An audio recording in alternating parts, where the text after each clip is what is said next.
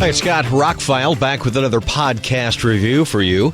I saw Beetlejuice last night. Let's talk about it.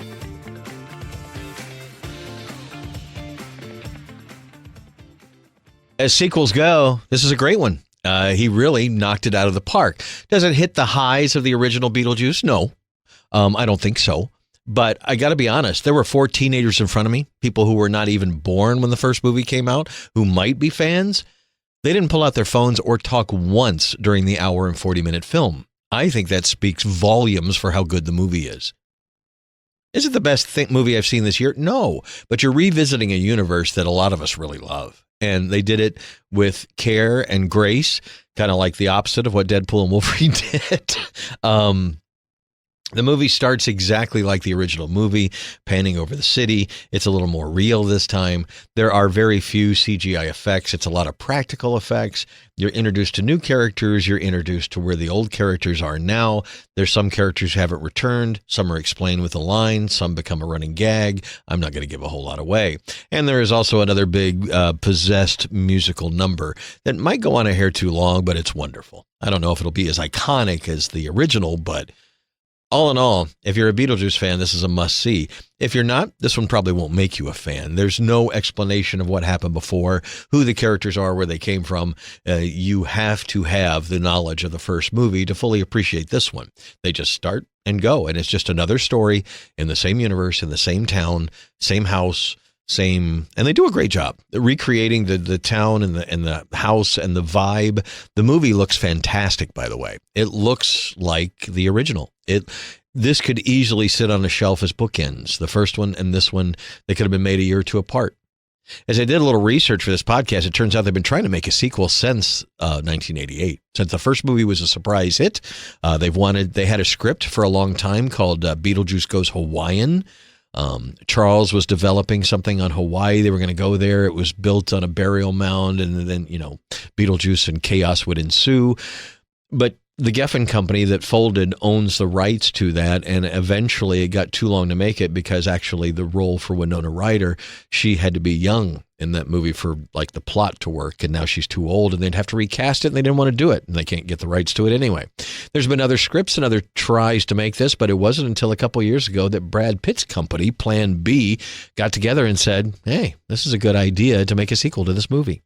And the rest is history. They announced it in 2022, and we have it here in September of 2024. Had a $100 million budget. I think everything's up on the screen. Everything looks great.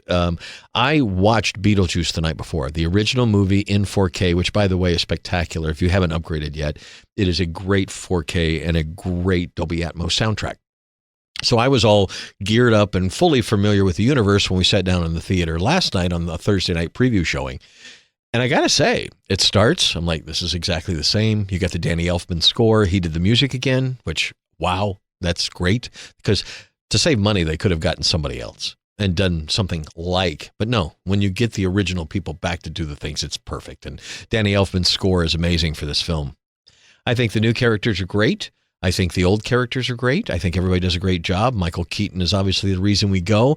He's not in the movie a whole lot more than he is in the first one, but that's by design. And honestly, you want him to be the focus of the movie, but you really don't. Like, he comes in and just gives these exclamation points of these scenes that lift the movie, that elevate the movie, that move the movie along. But we look forward to him, but the rest of the story is engaging enough. There's a big surprise kind of in the middle towards the end that has not been given away in trailers.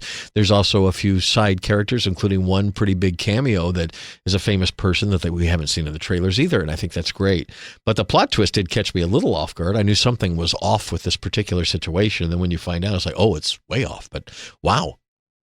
Like I said, the effects are good. The makeup effects, if they don't get an Academy Award nomination for makeup effects, amazing. Monica Bellucci's character alone, she puts her body back together and staples it back together. This all happens in the first 5-10 minutes, so I'm not giving anything away, but that is amazing special effects right there. The sandworms make a reappearance. It looks like the stop motion animation from the original. There might be a little CG help here and there with some things like things flowing or that, but for the most part, everything's done practical in camera. And the makeup effects again. If you were enamored with the visits that the Maitlands paid to the afterlife in the original movie, there is a lot more than that. One. There is a lot more of a variety of different characters back there, different deaths, people walking around, shark attack victims, that kind of thing, electrocutions, whatever. It's just more of everything you like. The movie's only an hour and 40 minutes. It did not overstay its welcome. It moves very quickly. In the end, we all stood up, went, everybody in the theater was like, that was good. Yeah, I know, right? It was kind of a surprise because we're used to being disappointed with sequels.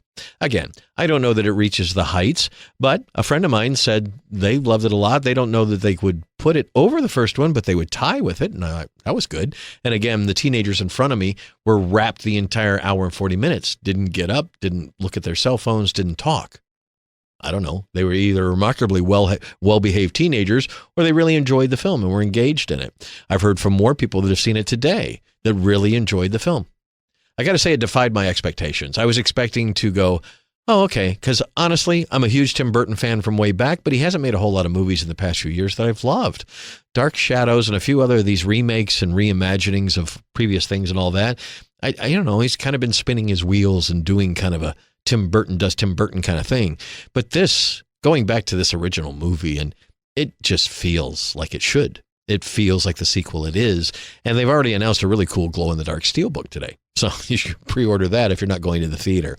But I highly suggest you go see it in a theater. It plays bigger. It's got some great surround sound effects in it. It looks fabulous. Like I said, everybody does a great job in the film. There's some surprises in it, some new things. It's not a retread of the first movie, which is the best thing I could say about it.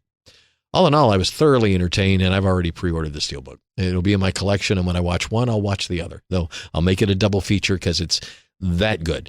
Again, I'm old school and love the first one, so this one was probably never going to equal it. It's definitely not Empire Strikes Back, but it is on par with the first one, goes with the first one, and might be a half grade down. If I give the first one an A, this is an A- or a B+. So check out Tim Burton's Beetlejuice. He has said in a recent interview there probably will not be a third one because it took him 35 years to make this, and he'll be over 100 by the time he got around to the next one.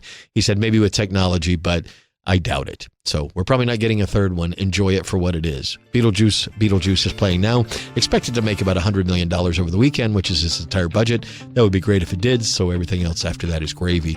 I think you'll like it if you're a fan of Beetlejuice. I'm Scott, I'm ROCKFILE. More podcasts are on the way, and if you'd like to support the channel, the links are below. Have a spectacular day and rock on.